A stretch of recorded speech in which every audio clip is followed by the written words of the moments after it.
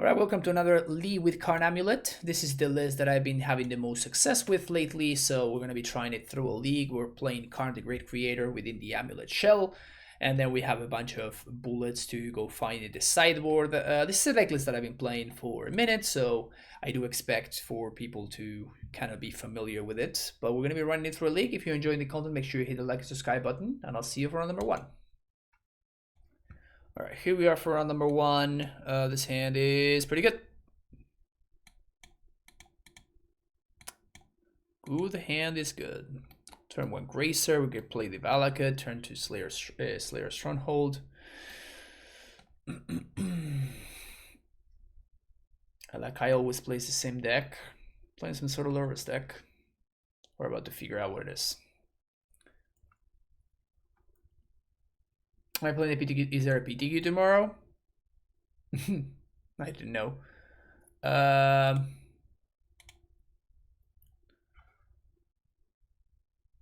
Is this one?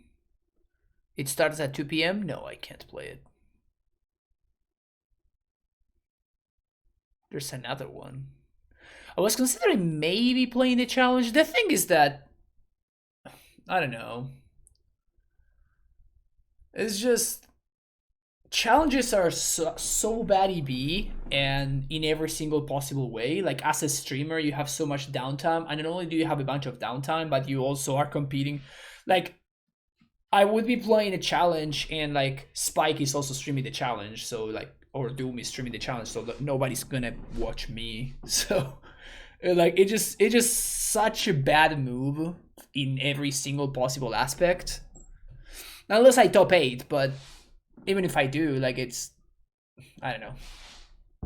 Yeah, I guess that's the only real argument. It's just like top 8 in something.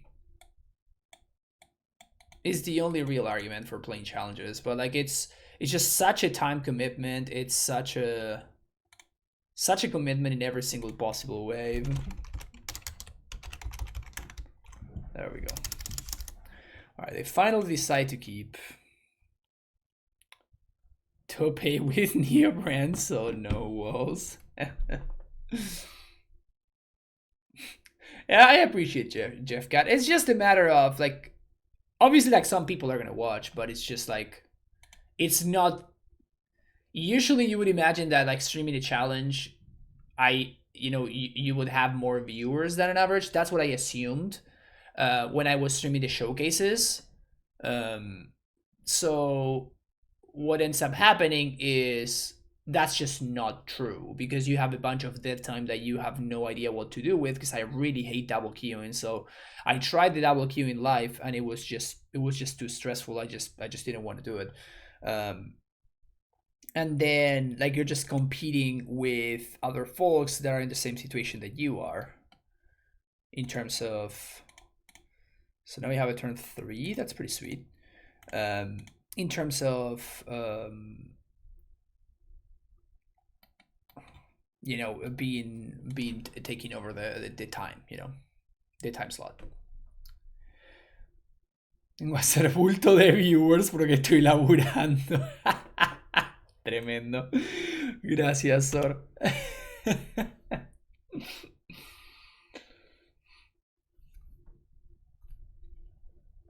Yeah, I don't know. Like it's special because it's like the first time that this Saturday, actually I may have the possibility. Like usually I just don't even have the option. Like I just don't have the possibility of streaming a challenge. But this week in particular,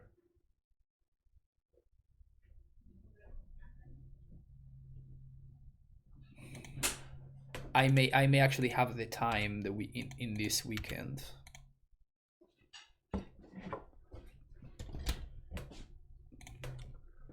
Yes. I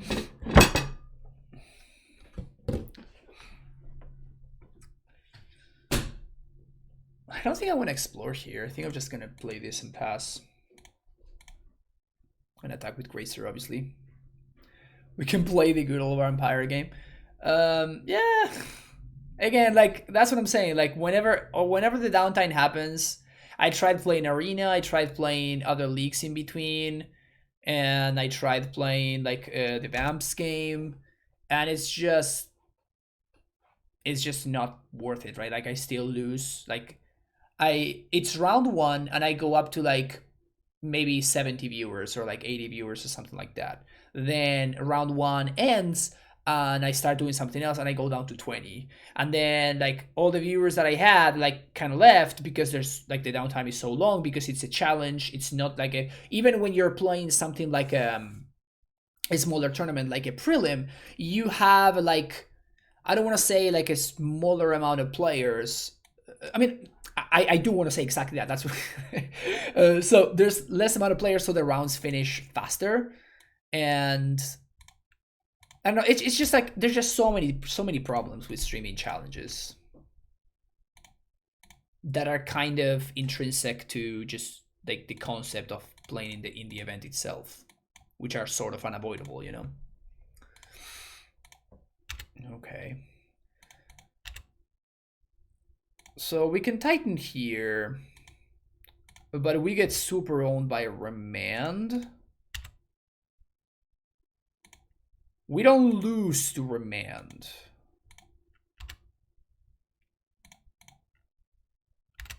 We don't actually lose to Remand, but we effectively sort of lose to Remand.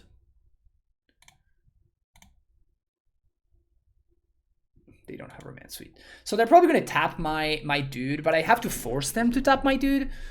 So we already have the stronghold here, so I'm just gonna get Valakut and I guess an Ursa Saga.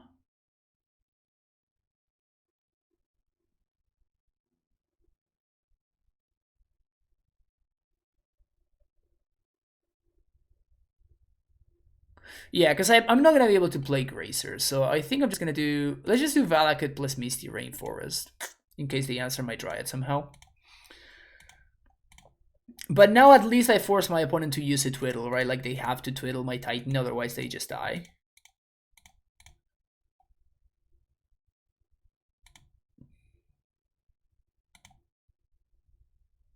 I don't have lethal though.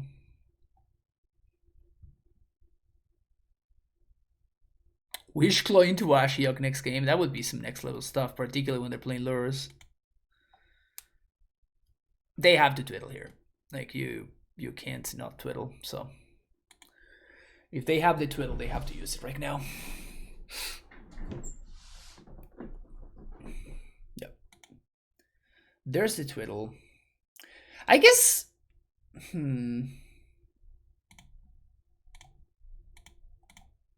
There was an argument for playing this Sanctuary as my last land, but in order to trigger Valakut once, but like the Valakut trigger once is not lethal, and yeah, it just doesn't really make any sense. There's no point to it. So if they have it, we're dead. If they don't have it, then we win. That's basically what it comes down to.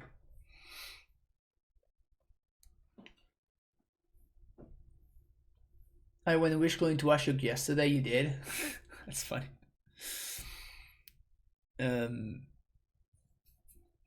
Bubble not looking so hot when you're not gonna have an next turn, right? Bubble not looking too hot when you don't have an next turn. That's pretty funny.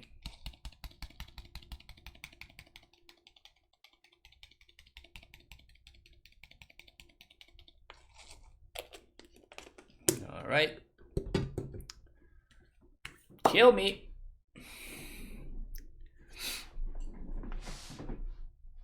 Declare a spell shift match. That's awesome. Am I dead yet? They didn't float mana.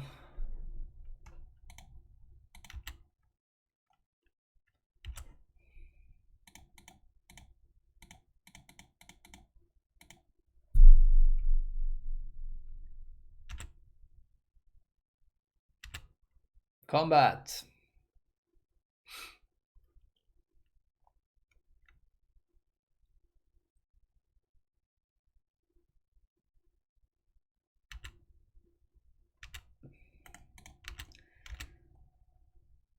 I mean, they're dead on board. They know about this Celestian Sanctuary.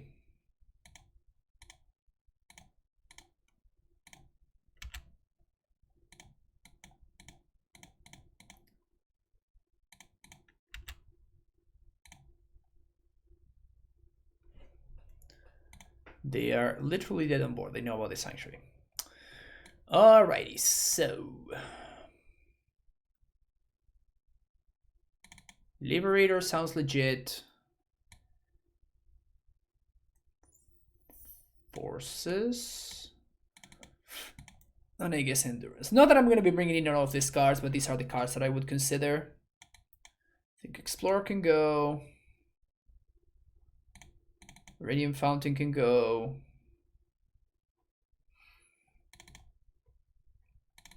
Maybe Shave. Cut that stuff. Seems reasonable to me.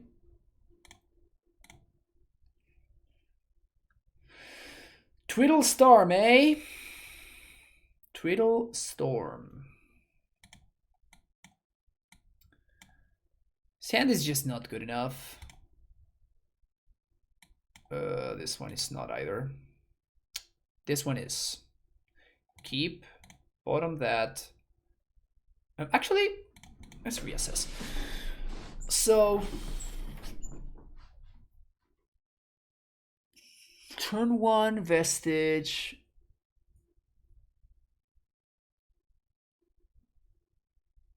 So we're gonna have to ship the Pact, I think. And I think that the other ship is gonna be the Boros Garrison. And we're gonna use Karn as our way to win.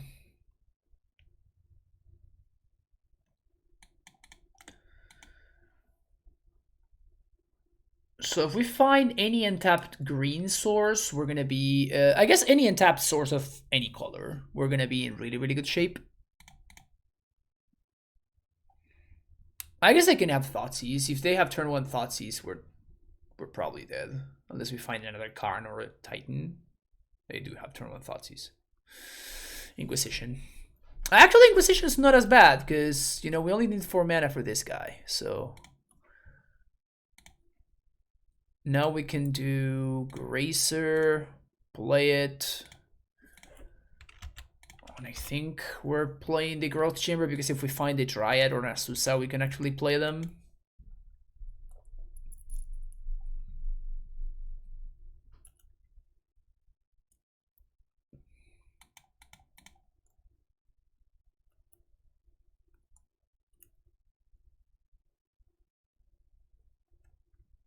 Let's see what's up.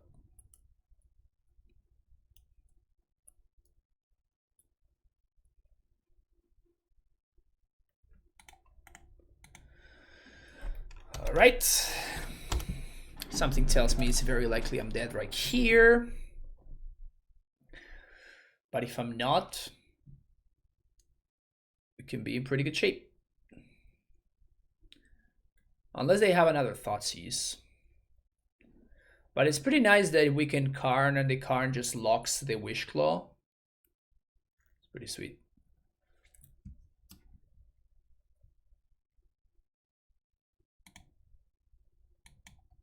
Okay.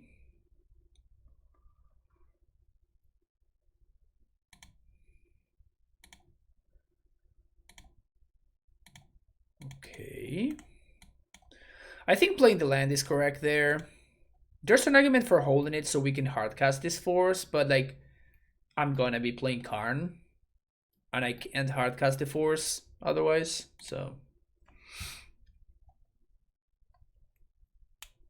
I mean, how many Twiddles can they really throw in the garbage, right? Wish.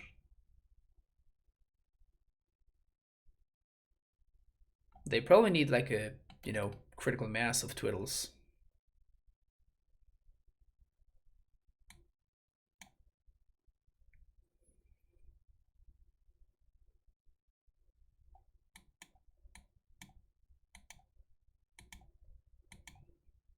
So our best draw would be, I guess, any bounce land. Any bounce land is what we want to find.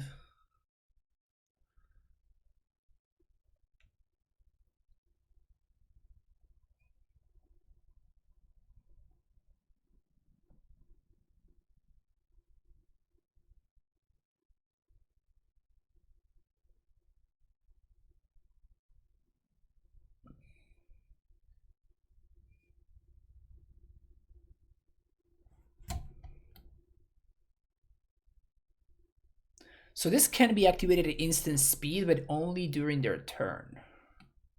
So forcing these on upkeep just doesn't do anything. We're gonna get Twiddle again. Think it's a Sagas of B, you think it'll be banned? No. Next question.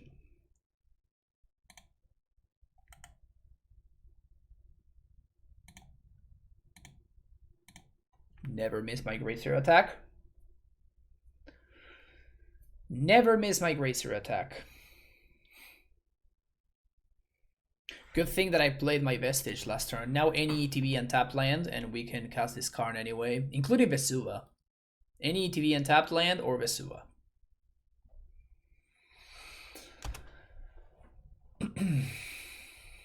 Do we work Thomas Script? Yes. Yeah. Crypt is the pick here.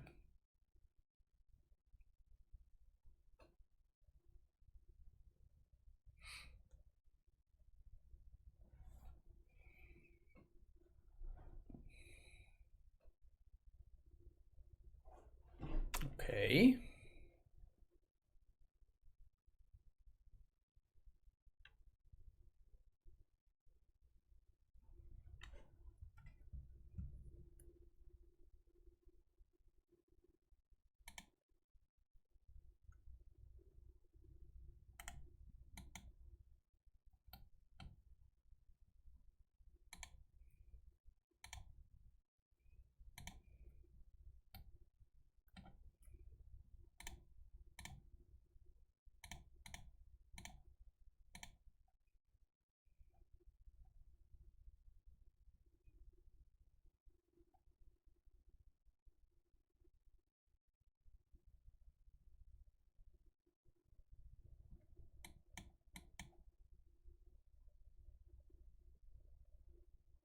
I could go get Endurance.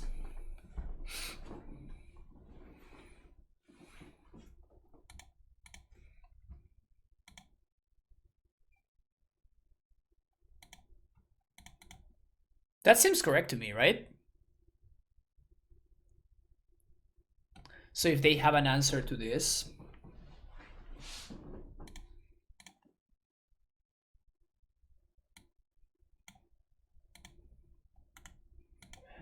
they can't activate this anyway.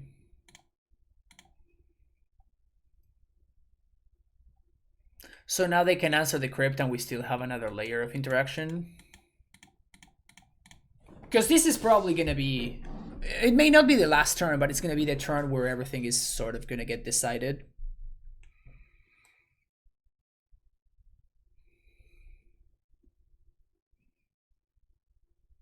They can try to tap it. Yeah, that's what I'm saying. Like, they can try to interact with it somehow, and then just get them.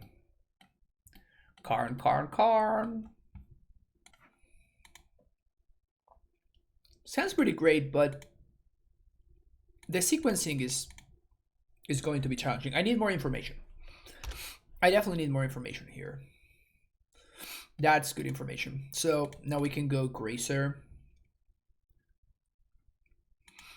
And we can go just Gruul Turf. Well, actually, no. Never mind. We're going to go Saga. We're going to go Saga. And the reason for this is that Saga is going to go find us AmuLIT. Katria Triumph, Flooded Strand, and Yorion.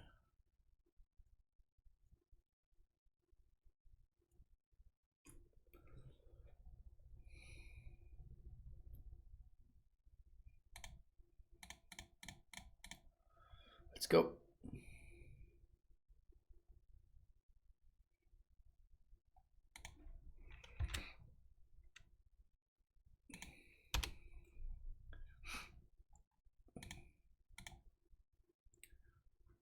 Good neat little attack there.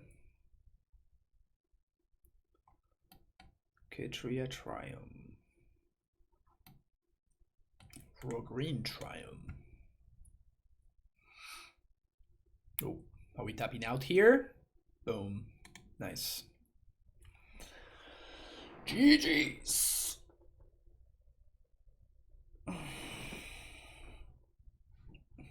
They're big dead next turn, yep. Yep. So I guess they're not playing... They may be playing Canisters deck. I think that's what they're playing. Abundant Growth, Revealing Plains. You love to see it. Oh, they're gonna Ephemerate here? Alright. Alright. So that means that...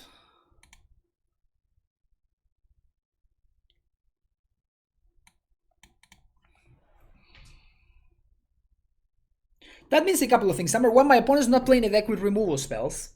Number two, it doesn't really make too much sense to play Primeval Titan right now.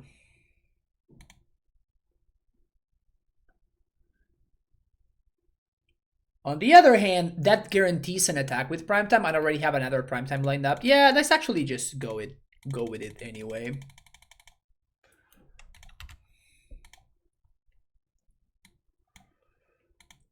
Like, this just develops my mana so much. I get to play Karn, I get to minus. Probably find a liquid metal coating. Get to sim for 8 here. Oh, actually, never mind. That's even better. We just go Valakut, Growth Chamber. And I just backed for Dryad.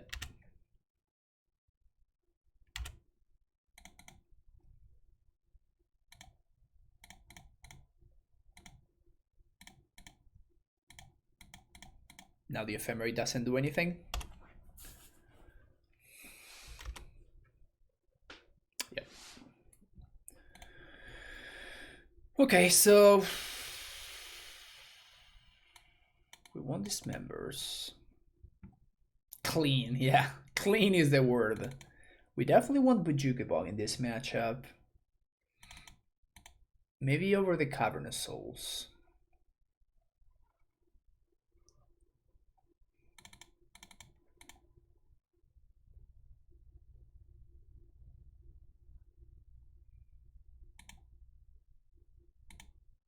Yeah, this one's fine.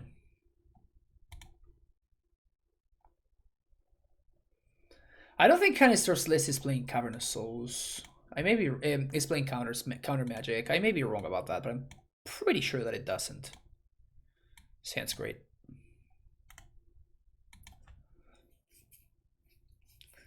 When it moves to 4, we have a double AmuLIT draw. Yep. They don't know it, but they were dead. they don't know it, but they were dead. All right. This hand is interesting. It has one too many Gracers, but even as a 6-card hand, I would keep this hand if we were on 6. So this seems fine. When I finish the 1.0 list of Maverick, I'm gonna spend all my 28 channel points to make you lose 05. Sounds good, Sergio. Sounds good.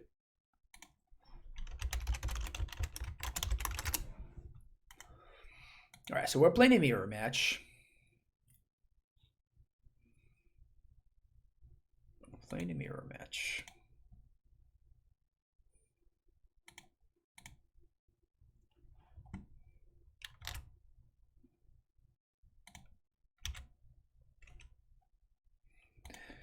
Opponent has AmuLIT and we don't, so that's bad.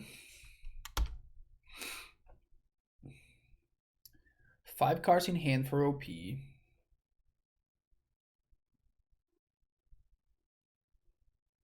They get to copy our semi-growth chamber. Nice.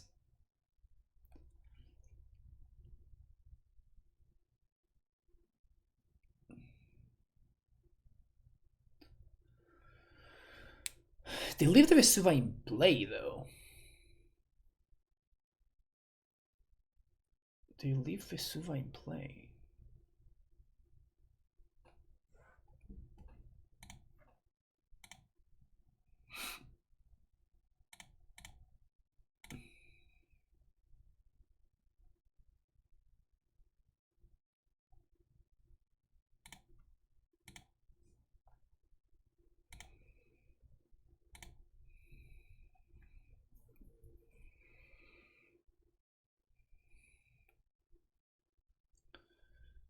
1, 2, 3, 4, 5, 6. If I draw prime time,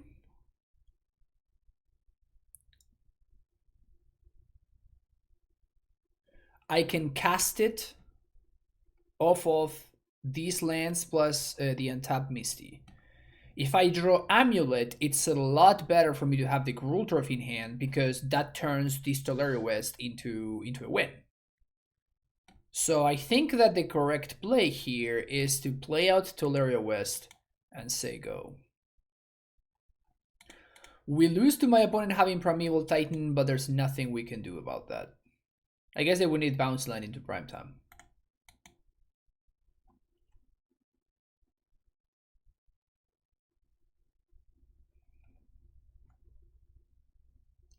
But yeah, if we draw an AmuLIT, we can play the AmuLIT, then use 3 to transmute. Oh, actually, we're 1 mana short. Yeah, that was for whatever reason I thought that we were fine. And it's fine anyways, right? They either have prime time or they don't. Looks like they don't. Another Dryad. So blue and this. Play this. Bounce. Play land. Transmute. For Pact. Pass the turn.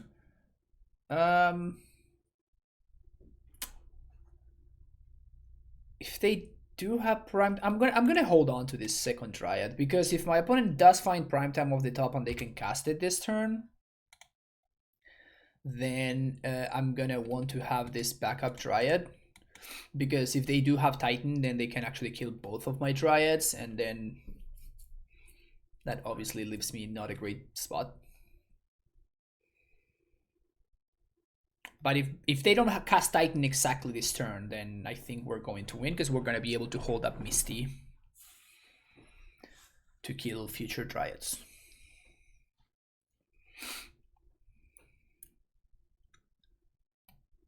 Sadness. Sadness goes on the stack. Yeah. And because they held on to the Vesuva, it's very likely that they already had the Gruul Turf, so the top deck was the Summoner's Pact, right?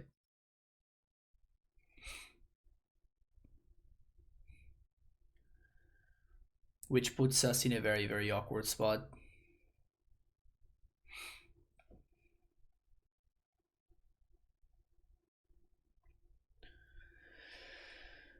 So unless they fuck it up, we should be good to go here. But it looks like my opponent knows what's up.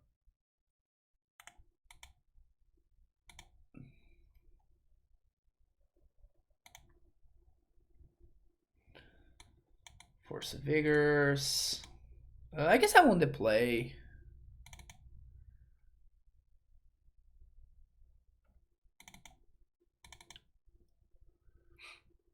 I guess I'm on the play.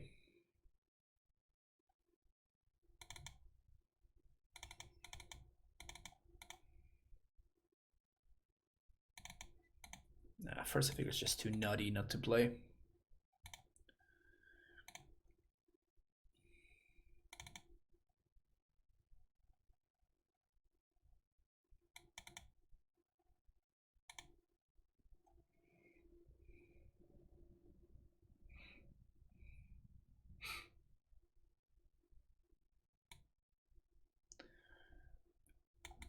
Yeah, I think this is the configuration that I want. Force of Vigor to be able to interact with opposing Dryads is just way too important. But Liberator on the draw, maybe it's a little bit shakier. We're gonna see how it goes. Is this member Dryad a losing strat? No, but I'm on the play, right? I'm on the play, so when I'm on the play, I don't need to stop my opponent from doing their stuff, because if I'm doing my stuff, me doing my stuff just stops my opponent from doing their stuff, if that makes sense. So, a little naive question, how broken would Summer Bloom be in this deck? You do know why Summer Bloom is banned, right? Freddy?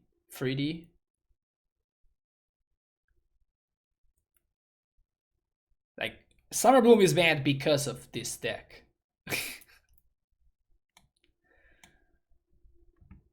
The answer would be very, very broken. It would be very, very broken. This is not a great hand on the play. This is a better hand, but still not great. Probably gonna keep it though. It's a really sad hand, however. Really, really sad hand. Play an AmuLIT. So we're doing this. Now the question is, what are we pitching? I think we're pitching primetime.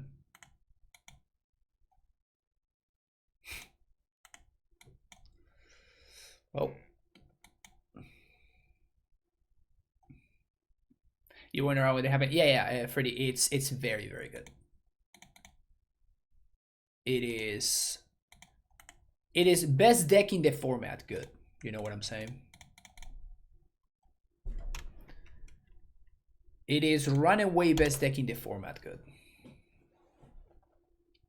Is card even good in the mirror? Is blowing your opponent's lands every turn good in the mirror?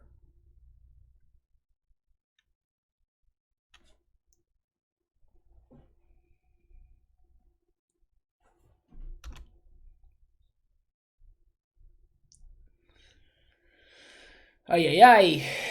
Ay, ay, ay.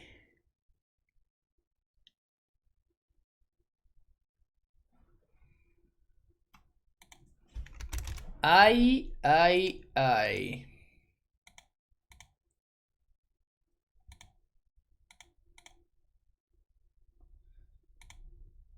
So I can't die here. Oh, I should have double stricken. That was a pretty bad mistake. That was honestly just a misstep, because I was thinking about whether I wanted to Dryad on second main phase or not, but like that was just free mana that I left go to waste. My opponent should be at 16 right now, because I don't think I'm playing the second Dryad, because I don't want to play into force.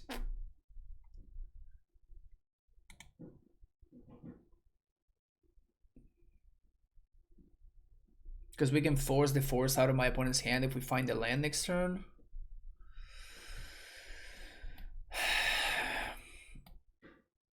My opponent has drawn a lot better than I have though, so it may not matter.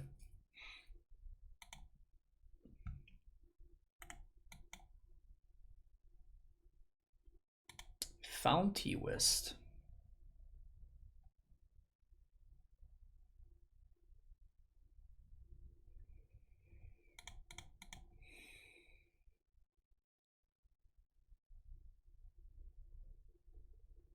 Yeah, that's a mistake. This is not what this matchup is about.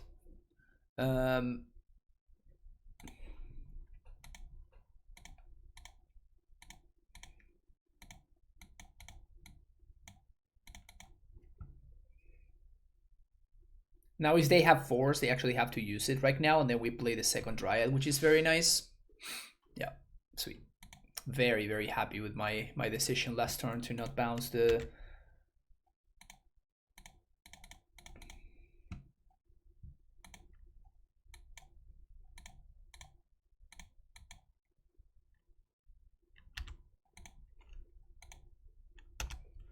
So now we have lethal this coming turn. I guess we don't if they play a blocker. Fetch land is our best draw. We have one fetch land left.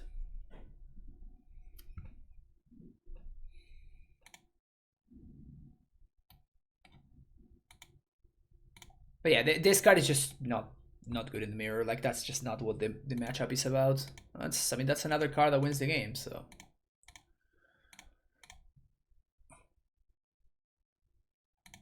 Always yes.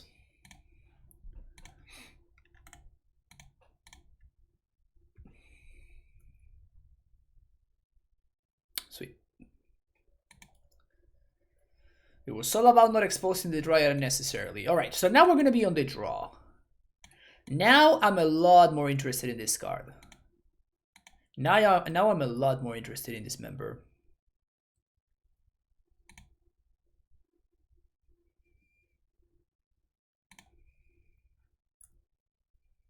Should I cut Carnes on the draw? I think I may have to cut Carnes on the draw.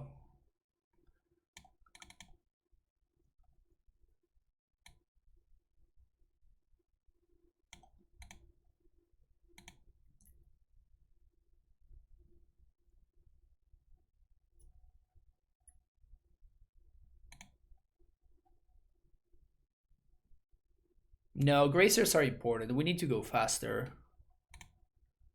Like, we need to catch up with what my opponent is doing, and Gracer is a green card that I can pitch to force. So I definitely don't want to cut Gracers in the matchup. Cutting Explorer is fine, because Explorer is just like odd on the curve. But Gracer actually works in the spots in the curve where we need to speed up. So I think I'm just going to like leave a Miser's Karn, whatever. I think I'm going to cut the other ones and just add Dismembers instead.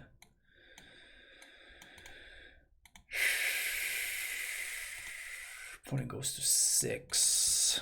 Does this hand win the mirror? I think we can actually keep this hand.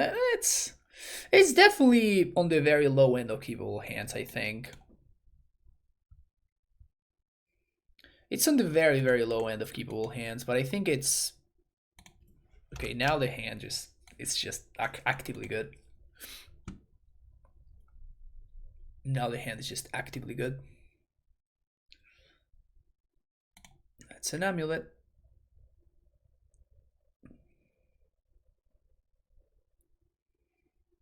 And it's nice that we can use this force to prioritize killing amulets because we have the Dismember to kill the Dryads. So that's pretty cool. Trigger on the stack.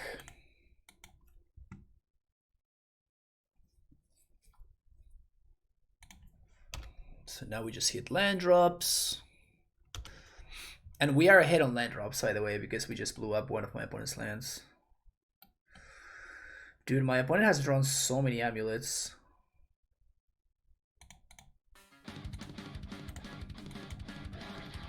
Vashel, thank you so much for the subscription. Aquí apoyando a mi Bubble Boy favorito. Gracias, Vashel, muchas gracias. Un abrazo grande.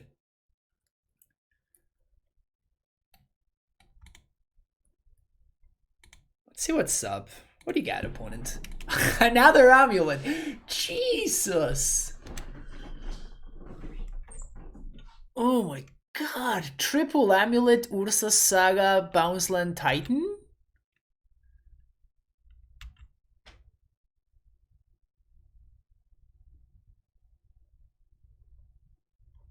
Well. Yeah, literally could have never won this game.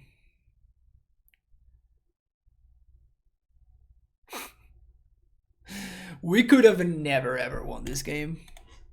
In a gazillion years, we could have never ever won that game. Alright, see you next round. We're going to round number 4. We have a pretty nice hand. We can go turn 1 Saga.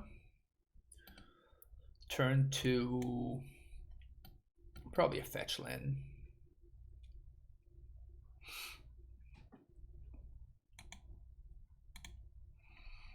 But yeah, we want to speed up the amulet.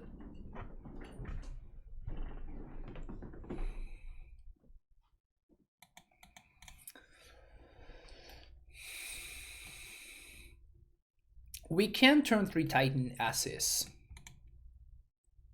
For what's worth. We can turn 3 Titan.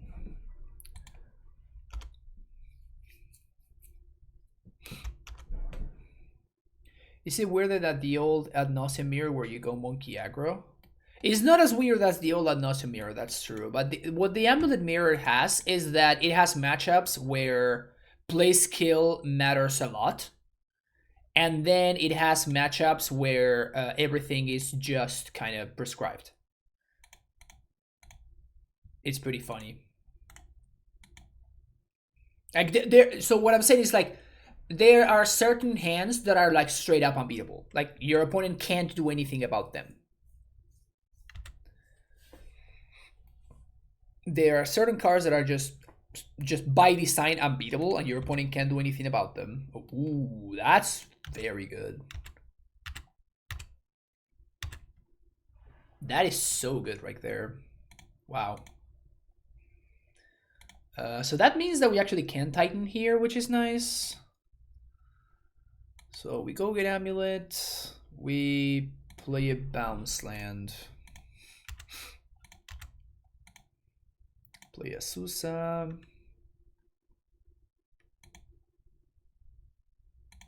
I guess they could have Solitude, technically.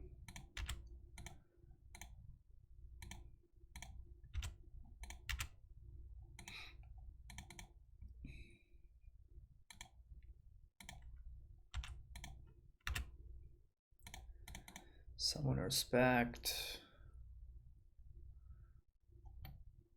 Crazy boy.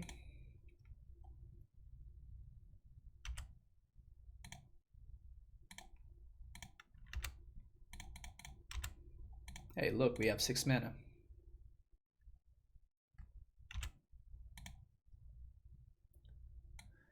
Hey, Fran, was the ML player that you just played against? Feel bad for beating my master? Just one the reason why I play this. Yeah, no, you're good. You're good. You're good.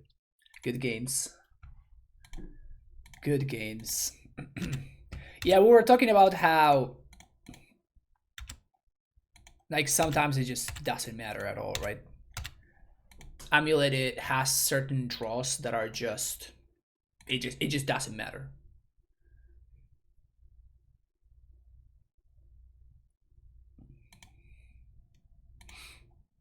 Just gonna make sure we can pay for pact here. So we die to Spreading Seas or something like that, but I do think it's correct for us to just go there.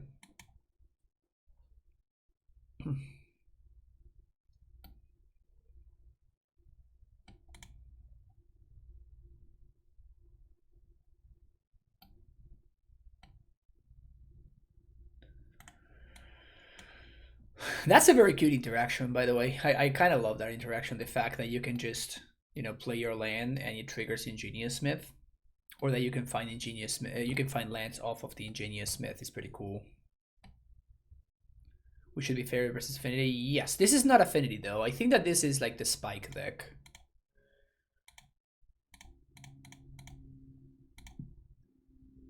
So it's like a sort of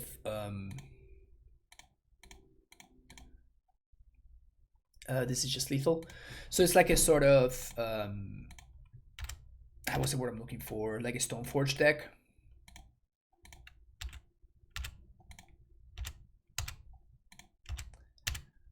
So this is going to be 12 trample damage.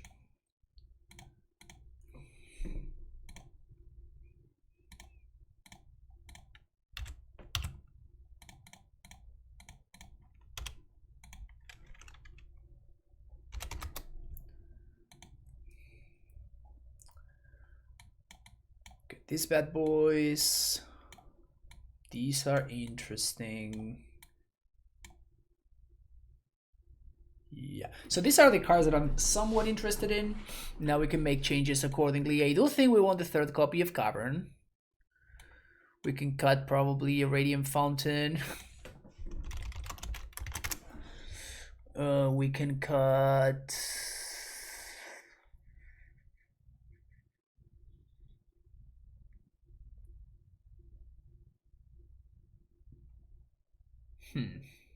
Basic Forest?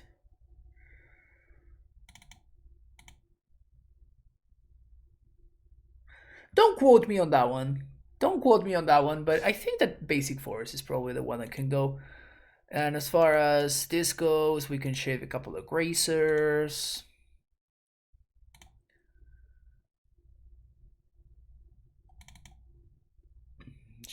Cut the Liberator.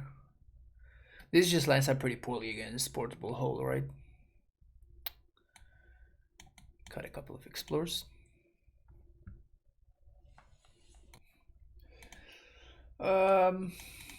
I guess we keep this hand.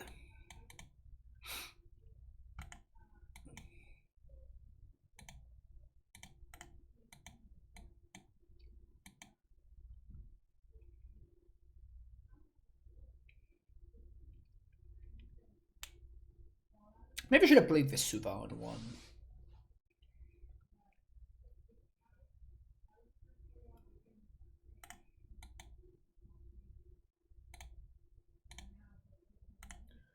I just realized that Karn messes that up.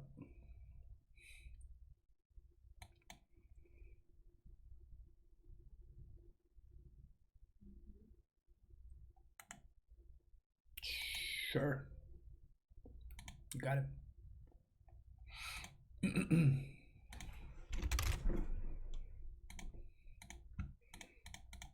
I mean, this is sort of damping sphere or bust.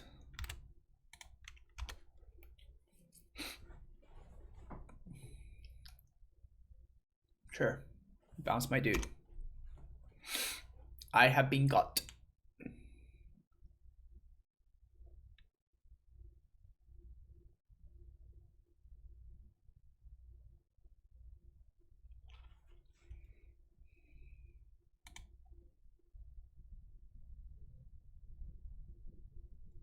They totally have Metallic Rebuke, right? I should have named Dryad with this.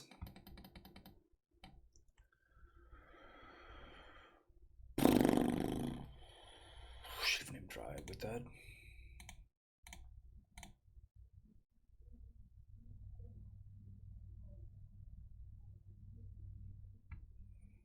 Yep. Fuck that one up. 2,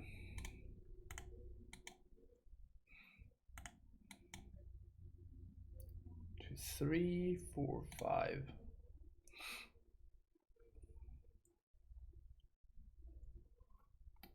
Could use Vesuva to copy their Saga, which is interesting.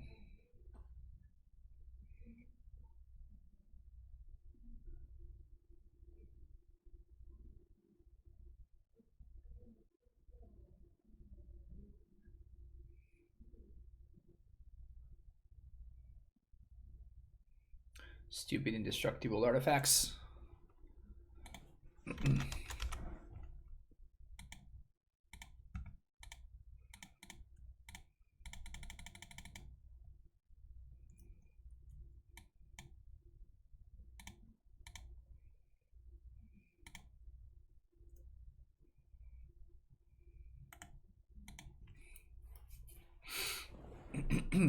We're gonna take a little bit of a beat down here with the Saga tokens, but it's fine.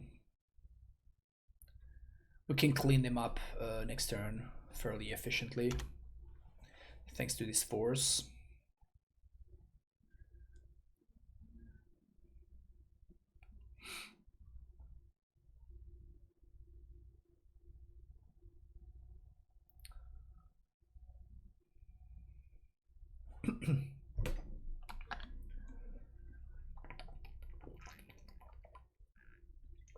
I wonder if they're gonna bounce my dude.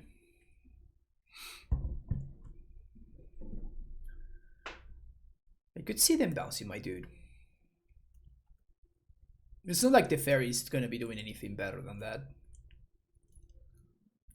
Unless maybe they have a prismatic ending.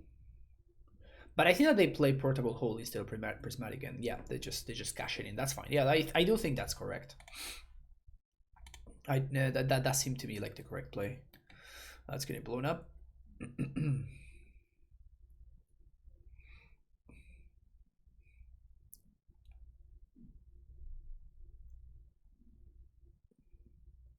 Mayday. Mayday. Thanks. Oops, oops, oops, oops, oops. No. Damn it.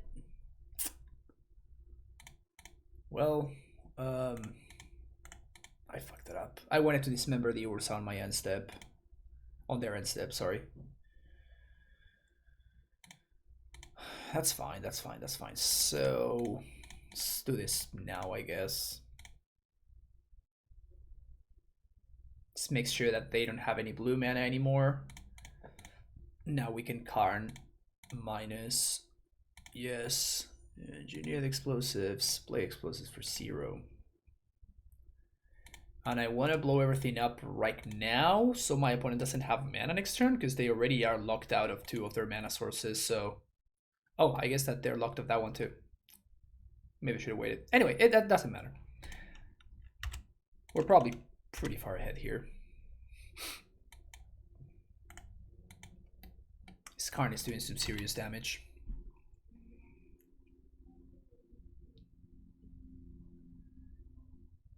I think I want to chill on this force for now. Like, if my opponent wants to, like, they can just not get any value from their Saga if they don't activate, and if they do want to go the activate route, like, yeah, you see that they just don't get anything from the Saga now.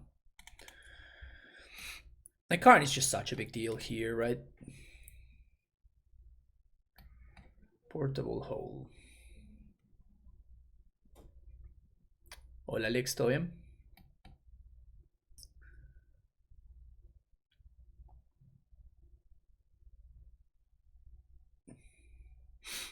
I wonder if that means that they have Rebuke.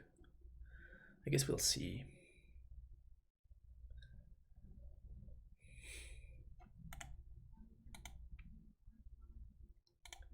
Yeah, that means they have Rebuke, I guess.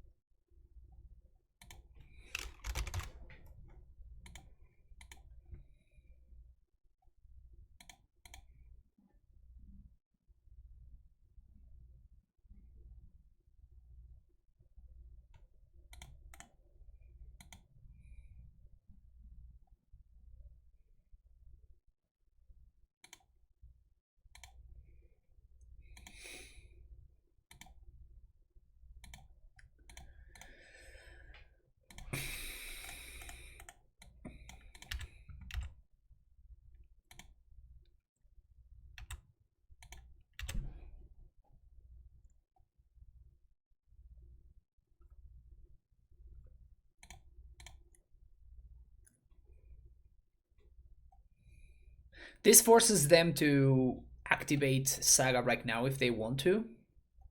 But, like, using this on the Saga doesn't really make too much sense, in my opinion.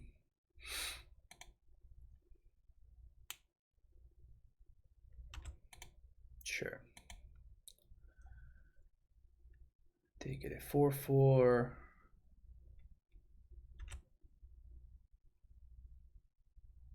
And now I'm actually interested in them going for the Pithing Needle, because that would mean that they have to tap out with the portable hole in order to get rid of the construct. Then I dismember this, and then I can force the Pithing Needle.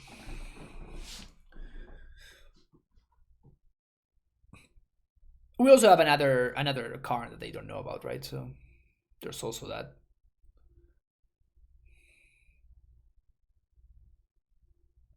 I think it was a little bit of a tempo hit that we took whenever I didn't kill the Ursa on their end step.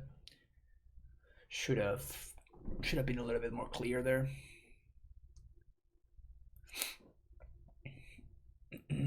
Yeah, it was a very obvious fight. They have to name Karn, right? They just have to. Maybe they next level themselves how they go for expedition map.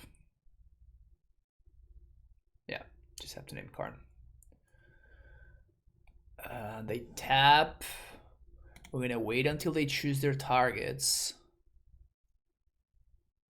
Yeah. So they do that now. So now we can dismember the Smith. Construct token dice. And now we're just gonna hardcast force, kill this and this, and blow up some lands. Blow up some lands. Get T-West, Azusa. So Force of Vigor here and here.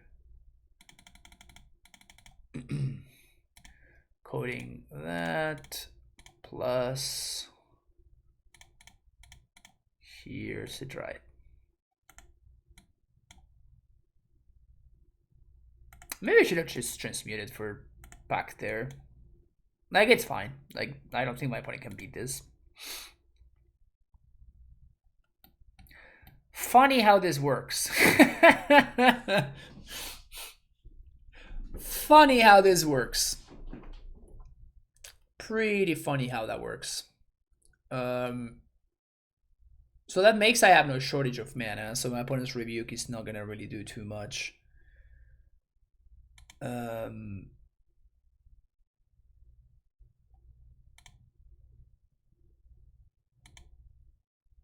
I mean, let's just go for prime time, right? Because if I minus in order to get back the coding, they get 3 mana back. There's just no reason for me to do that. I can just keep plussing, just blowing up their lands. Like, nobody's like forcing me to do anything. So I'm just going to transmute for a Titan. I'm just gonna slam a prime time.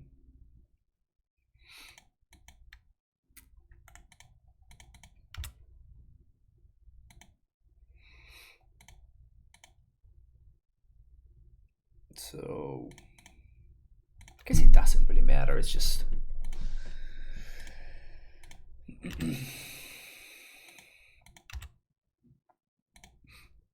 Damping Sphere? No, Damping Sphere doesn't do anything. I have a Dryad.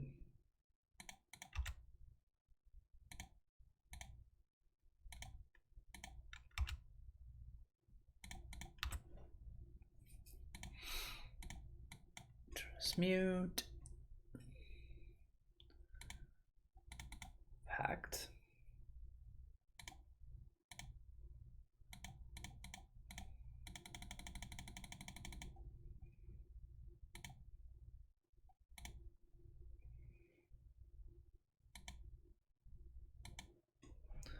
I'm setting up the next Titan instead of going for Valakut here. I mean, this is just garbage time anyway, right?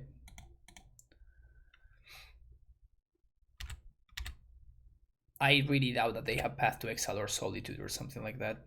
But maybe they do. Dispatched. Okay, there you go. Played around that beautifully. Played around Dispatch like a beast. I know they can't have Damping Sphere plus Dispatch unless they have white Stoneforge. Yeah. Okay, so that's GG's.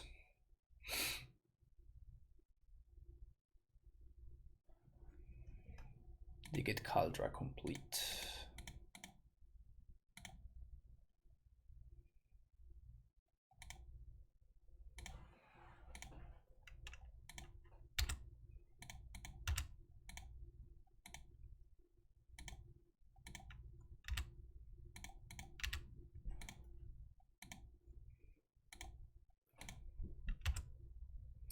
So this is 7 mana plus 2. They don't have any mana available. This is enough.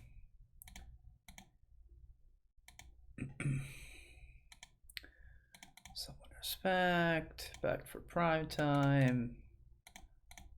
Cast Primeval Titan. Valakut.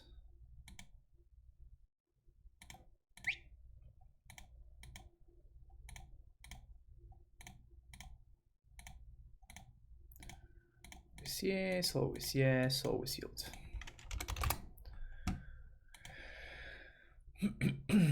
Alright, there we go.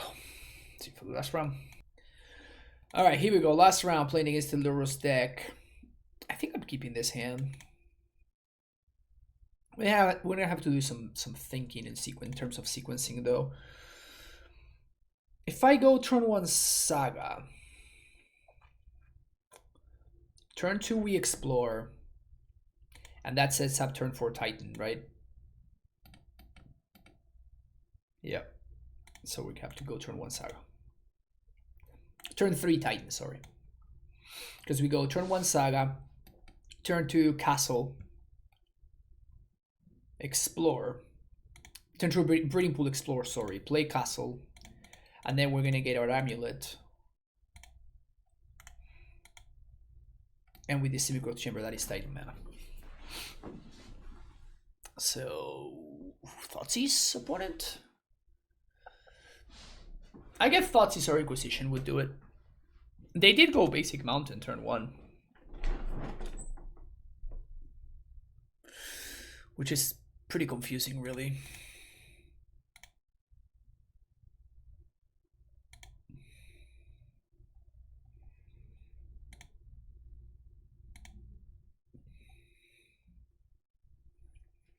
I'm not playing around Remand though.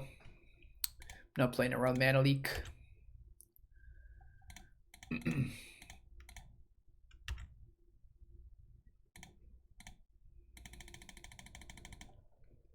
Show me, opponent.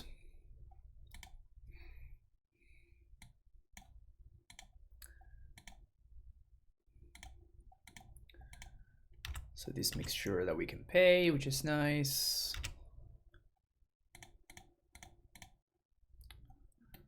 Gonna bounce Garrison, even if they have double Lightning Bolt.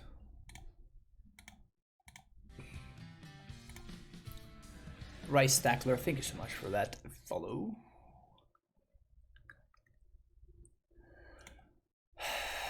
Saga is so strong, man.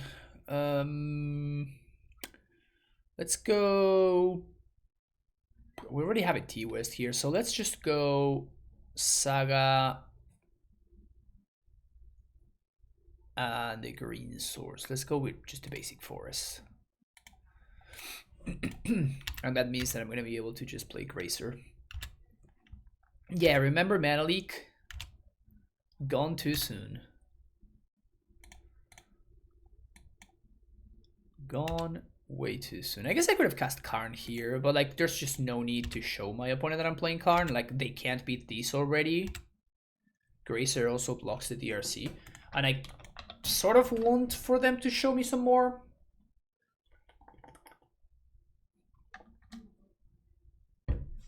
Oh, so this is just life total control. Okay, good to know. So now we know.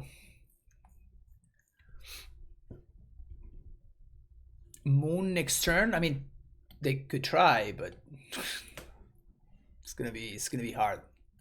It's gonna be hard for them. It's just Lurrus burn, I think. They're just gonna throw 2 burn spells at this prime time, but it's not gonna be enough to stop the onslaught. It's gonna delay me for 1 turn, for what's worth, but it's not gonna be able to stop me.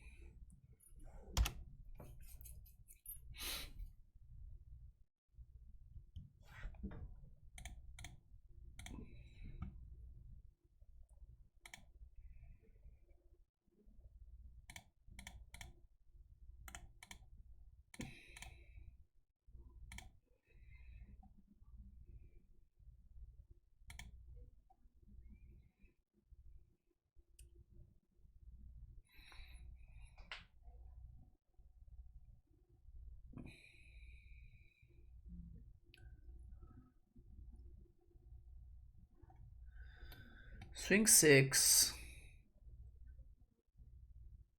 Transmute, Dryad, Valakut.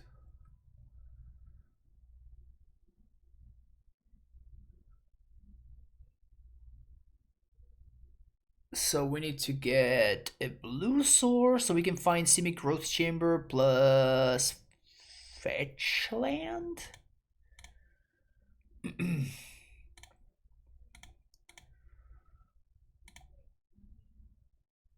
We haven't made a land drop just yet, so we can go Growth Chamber and fetch. 1, 2. No, we have to use Valakut. 1, 2, 3, 1, 2, 3. Yeah, we have to use Valakut.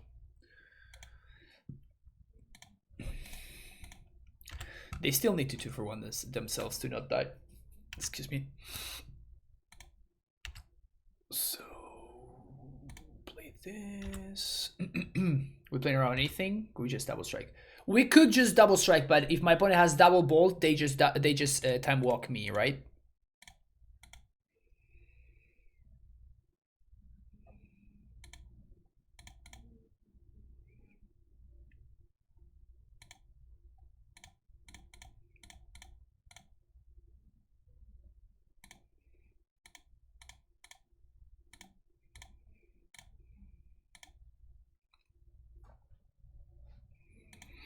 So I've seen some lists that have like one main deck deflecting palm also, which I think it's pretty funny, but it is something I've seen people do. Explosives and I guess a force.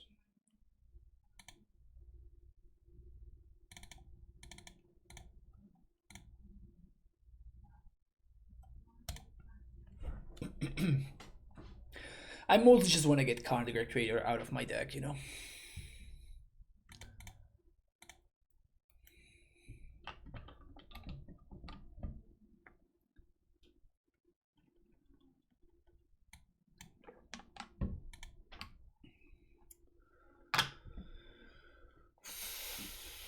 This hand loses to Smash the Smithereens.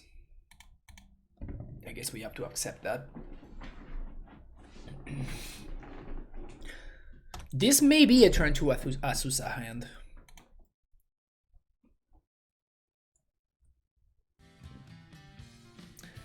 Senderly, think you will follow.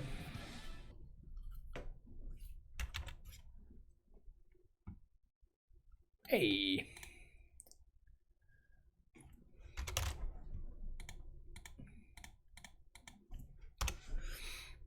I don't have to back for her anymore. So if they do have Smash the Smithereens, we're gonna be in a lot of trouble. But if they don't, I think that we're gonna. Okay, sweet. So now we're looking very, very good. Just have to make sure that we sequence properly. Or they're just gonna tap out.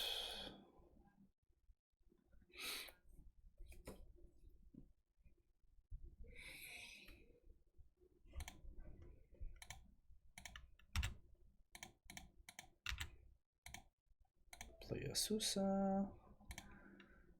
Play that. And play that naming giant.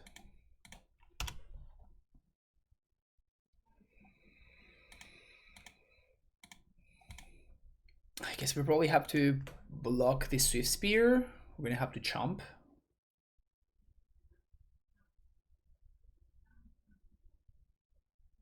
Yeah, we're gonna have to chomp.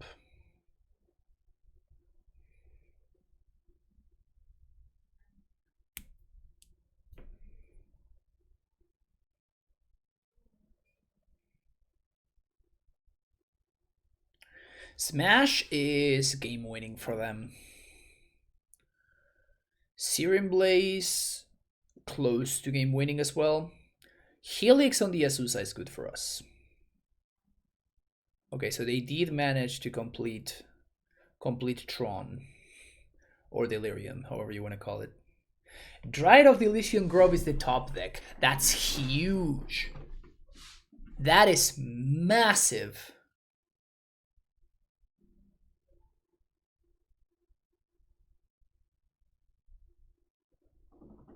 Top deck in Dryad is insane there. So play Titan off of the Growth Chamber. 3 lands in play. Go to combat. I think we're 1 land short. I think we're exactly 1 land short. 3 Titan up to 4. Titan attack up to 5. No, we're fine. We're fine. This is fine. So I think we're not gonna be able to gain life though. No, actually we are going to be able to gain life. Yeah, we can do everything.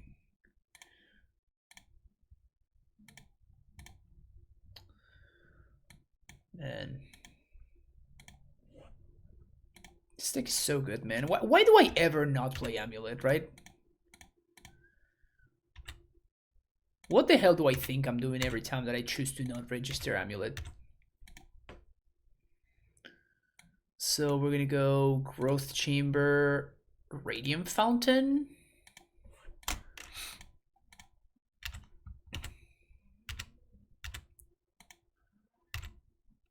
Swing 8. Play Dryad.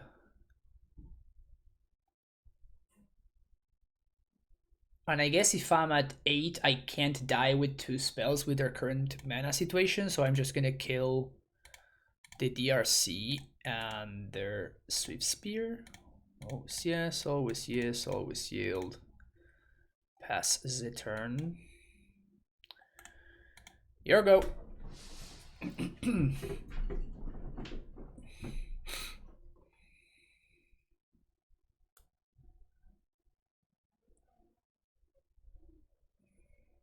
Just 4-on-1, man. Just the 4-1 machine. The 4-1 machine. Like every single league is just a 4-on-1.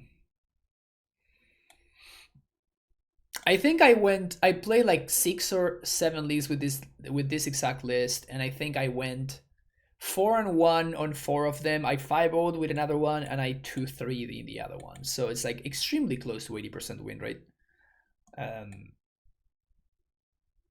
Just a solid deck. The only game we lost was to the mirror. Yeah. Only match lost was to the mirror match. I don't know, man. Maybe AmuLIT is just fine. I am getting to a point where I can be entertained to the possibility of AmuLIT being just fine. Like I've been winning enough with it already to maybe accept the fact that maybe it's just fine. And I think that I want to be playing Karn. I think that if I'm gonna be playing AmuLIT, I think I want to be playing Karn. I think I want to play Karn. Like the matches seem grindy enough. The matches seem grindy enough, and there are enough just like random what's the word I'm looking for? Like just random things that Karn just hosts for no reason, right? Like we played against like that Stoneforge deck a little bit in that round, which is just like just randomly gets hosted by Karn. Like we played a Karn and just like that deck could not do anything. We played against Belcher like earlier this week, and it was the same thing. It's just like, well, yeah, I mean, I can't really beat you, but here's a card. Like all of a sudden the matchup turns on its head completely, and it's just like, well, now you can't ever beat this 4-mana Planeswalker that completely locks you out of the game. So it's pretty interesting. How good is this deck versus the increasing blue-white X? Well, it's not a great matchup. It's not a great matchup. That's why you see that we're playing, you know, 2 caverns in the main deck and a third one in the sideboard. Like, that is not a coincidence. Like, this is... We are respecting the blue-white deck. We are respecting it a lot. It is one of those things where... like, if I get paired against, like, Johnny blue-white X... player 12-14, you know, like random player, I am going to have a very significant edge. And if I get paired against Waffle Tapa, like things are going to be a lot harder, and maybe he's the one that has an edge over me.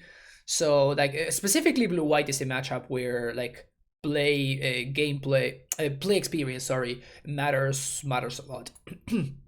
But I do think I like a Karn in the blue-white matchup a fair bit. And the reason for that is that they're not playing Force of Negation anymore. So, like, the big issue with Karn is that it was one of the few things that just got hit by Force of Negation.